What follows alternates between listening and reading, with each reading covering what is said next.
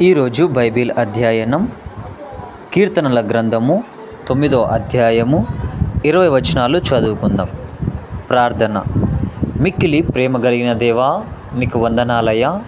మరి చదువుతున్నటువంటి లేఖనములలో అయా మాకు జ్ఞానాన్ని, శక్తిని దయచేయండి. ఆమేన్. నా పూర్ణ హృదయముతో నేను యెహోవాను స్తుతించేదను. యెహోవా, నీ అద్భుత కార్యములన్నిటినీ నేను వివరించేదను. మహోన్నతుడా, నేను నిన్ను గూర్చి సంతోషించి హర్షించుచున్నాను. నీ నామమును కీర్తించెదను. నీవు నా పక్షమున వ్యాజ్యమాడి నాకు న్యాయము తీర్చుచున్నావు.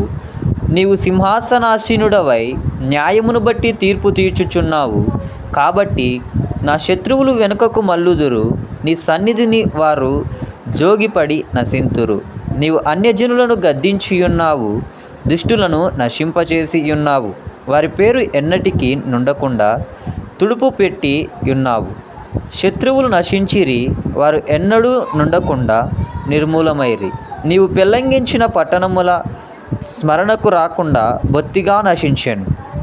యెహోవా శాశ్వతముగా సింహాసనాసీనుడై ఉన్నాడు. న్యాయము తీర్చుటకు ఆయన తన సింహాసనమును స్థాపించి ఉన్నాడు. యెహోవా నీతిని బట్టి లోకమునకు తీర్పు తీర్చును. యథార్థతను బట్టి ప్రజలకు న్యాయము తీర్చును. కలిగిన వారికి తాను మహాదుర్గమగును. ఆపత్కాలములలో వారికి మహాదుర్గమగును. యెహోవా, నిన్ను ఆశ్రయించు వారి నీవు విడిచిపెట్టువాడవు కావు. కావున నీ నామమెరిగిన వారు నిన్ను నమ్ముకొందురు. సియోను వాసి అయిన యెహోవాను కీర్తించుడి. ఆయన క్రియలను ప్రజలలో ప్రచురము చేయుడి. ఆయన రక్తపరాధమును గూర్చి విచారణము చేయునప్పుడు బాధపరచబడు వారిని జ్ఞాపకం చేసుకొనుము. వారి మొరను ఆయన మరువడు. నేను నీ కీర్తి అంతటిని ప్రసిద్ధి చేయుచు సియోను కుమార్తె గుమ్మములలో నీ రక్షణను బట్టి హర్షించున్నట్లు యెహోవా నన్ను కరుణించుము. మరణద్వారమున ప్రవేశించకుండా నన్ను ఉద్ధరించువాడా, నన్ను ద్వేషించువారు నాకు కలగజేయు బాధను చూడుము. తాము త్రొవ్విన గుంటలో జనములు మునిగిపోయిరి.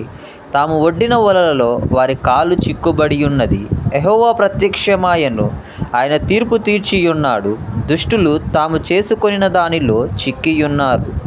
దుష్టులను దేవుని మరచు జనులందరూ పాతాళమునకు దిగిపోవుదురు. దరిద్రులు నిత్యము మరవబడుదురు. బాధపరచబడు వారి నిరీక్షణాస్పదము ఎన్నటికీ నశించదు.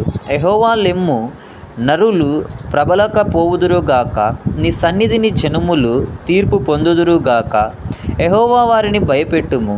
తాము నరమాతృలమని జనులు తెలుసుకొందురుగాక. ఆమేన్. చివరి ప్రార్థన. మిక్కిలి ప్రేమ కలిగిన దేవా, నీకు స్తోత్రాలు నాయనా. మరి మాట్లాడినటువంటి ప్రతి మాటను బట్టి నేను స్తుతిస్తున్నాను, ఘనపరుస్తున్నానయ్యా. మరి నైనా తండ్రి, అందరూ కూడా నైనా తండ్రి, మరి నైనా తండ్రి నరమాతృలని తెలుసుకొనుటకు కృపను దయచేయండి. ఆ పాతాళ గర్భం నుంచి విడుదల దయచేయమని, మీరే సహాయం జరిగించమని యేసుక్రీస్తు నామంలో అడిగి వేడుకుంటున్నాను తండ్రి. ఆమేన్.